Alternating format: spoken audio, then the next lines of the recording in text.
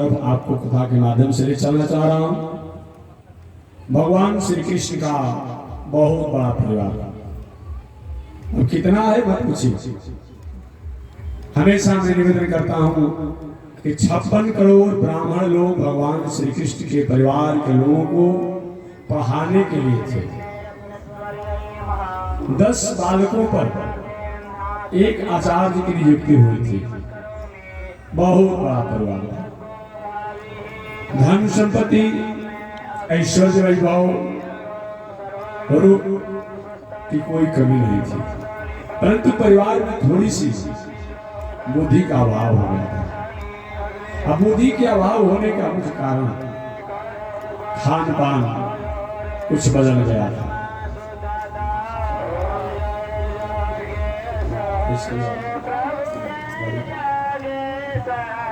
इसी कारण से भगवान श्री कृष्ण का परिवार सब कुछ होने के बाद भी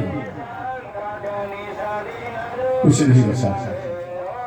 भगवान श्री कृष्ण 125 वर्ष की आयु को इस धराधाम में व्यतीत कीजिए, और 125 वर्ष की आयु को व्यतीत करने के बाद अपने गोलोक धाम जाने की तैयारी में थे।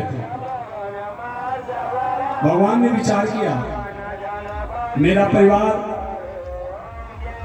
कहीं अपने मार्गों से भटक करके और गलत मार्गों का अधिकारी हो, भले मैं चला जाऊं।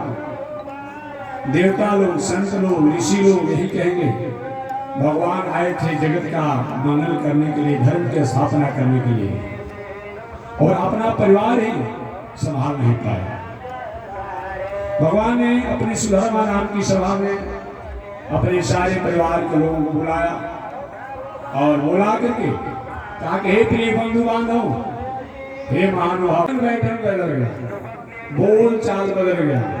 जो संत महात्मा के प्रति आदर की भावना होती, शास्त्र के प्रति आदर की भावना होती, ईश्वर के प्रति आदर की भावना होती, उन बालकों ने उनके प्रति अश्रद्धा कर दिया, उदासी कर दिया।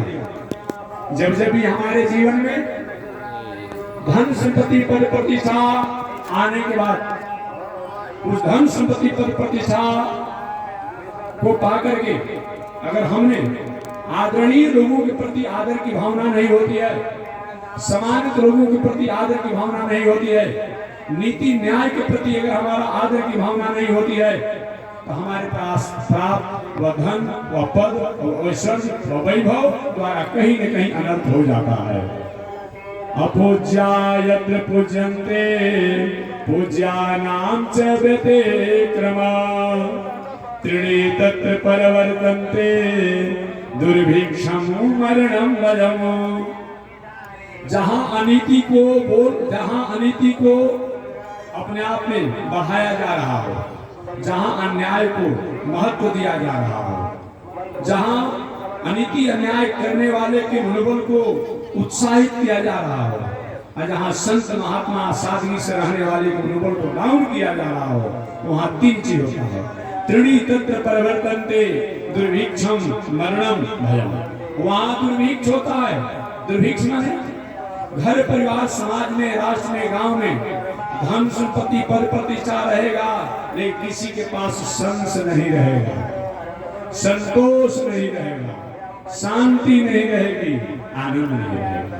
ऐसा अगर घर परिवार में हो रहा हो तो समझना चाहिए कहीं न कहीं हमारे द्वारा, हमारे लोगों द्वारा, हमारे बंधुजों द्वारा, हमारे संबंधियों द्वारा, हमारे स्वजनों द्वारा कहीं न कहीं खाने का, पीने का, उठने का, बैठने का मार्ग कहीं भटक गया। इस पर विचार होना चाहिए और संशोधन होना चाहिए। अपूज्या यत्र पूज्यन्ते पूज्यानां च व्यतिक्रमा त्रीणि तत्र परिवर्तन्ते दुर्भिक्षं मरणं भयम्। वहां दुर्भिक्ष होता है। दुर्भिक्ष माने कोई सुधार नहीं होता है।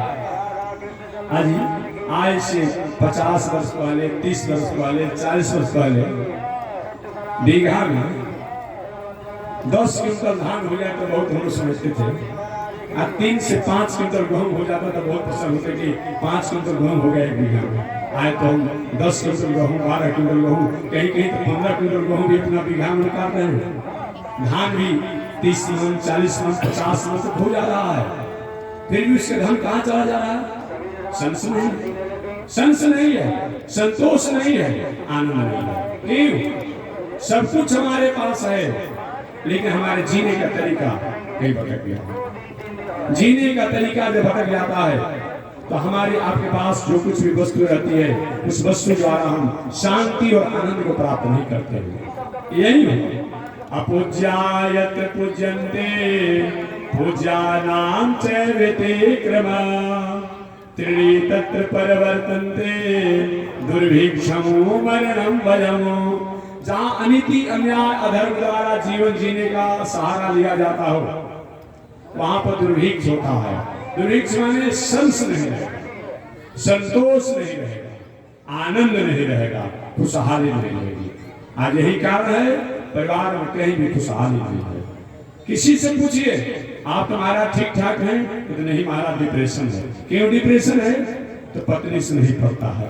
क्यों डिप्रेशन है? भाई से नहीं पड़ता है। क्यों डिप्रेशन है?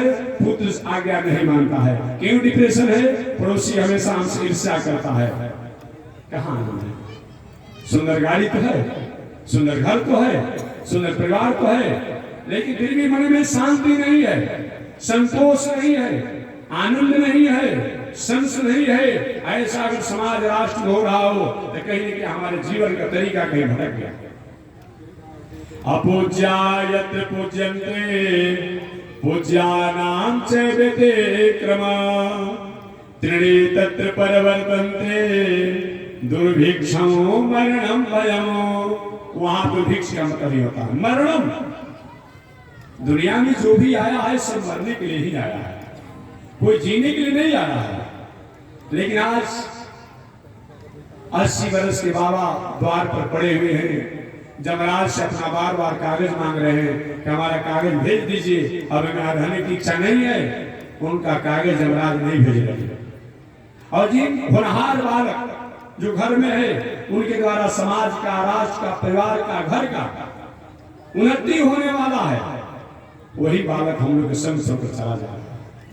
ऐसा अगर कहीं समाज में, राष्ट्र में, परिवार में हो रहा हो तो कहीं न कहीं हमारे आपके द्वारा जान अनजान में अनीति पर पग हमने रखा। अपूज्यायत्र पूज्यन्ते पूज्यानां च व्यतिक्रमा त्रीणि तत्र परिवर्तन्ते दुर्भिक्षं मरणं भयं। यही मरना है। ये दुनिया में जो आया उसको तो मरना ही है इसे, लेकिन जिसको जाना चाहिए वो अभी यहाँ पर प्रतीक्षा कर रहा है, और जिसको रुकना चाहिए वो चला जा रहा है। ऐसा अगर हो रहा है समाज में, राष्ट्र में, तो कहीं न कहीं हमारा खान पान, रहन सहन, उठन बैठन बिगड़ा हुआ है। याद रखिए। तीसरा बताया गया त्रीणि तत्र परिवर्तन्ते दुर्भिक्षं मरणं भयम्। अगर कहीं अपराधियों से भय हो तो एक बात समझ आती है, अपराधी आते हैं। एक व्यक्ति ने हमसे पूछा था कि महाराज पहले के जमाने में आज के जमाने में क्या अंतर है?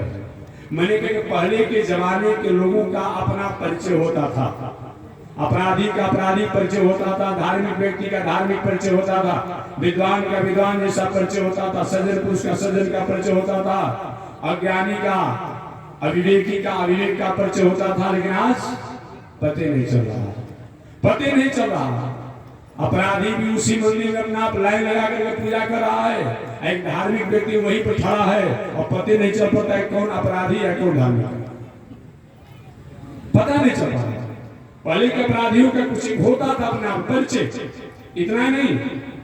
विद्वान में सामान्य व्यक्ति में पते नहीं चलता, विद्वान है लेकिन ये अपने आप में देखे हाँ हमारे देश में थोड़ा सा कुछ संशोधन है, लेकिन हमारे से हटकर अपने आप गंगा उस पार चले जाइए, सूर्य उस पार चले जाइए, हम किसी का कमेंट नहीं करते हैं। अब आप देखिएगा लंबा लंबा तिलक रहेगा, ऐसा मालूम पड़ेगा बहुत बड़े कहीं देवलोक से आए हैं लोग।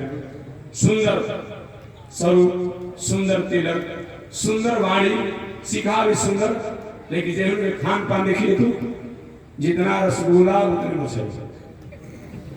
अरे ये क्या मतलब है भाई?